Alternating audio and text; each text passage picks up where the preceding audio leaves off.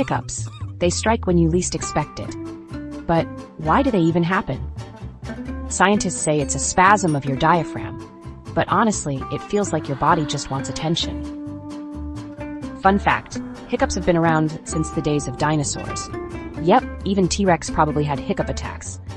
Imagine that roar getting cut off with a hic. So next time you hiccup, just remember, it's not you, it's your diaphragm being extra. Like and follow for more everyday mysteries explained.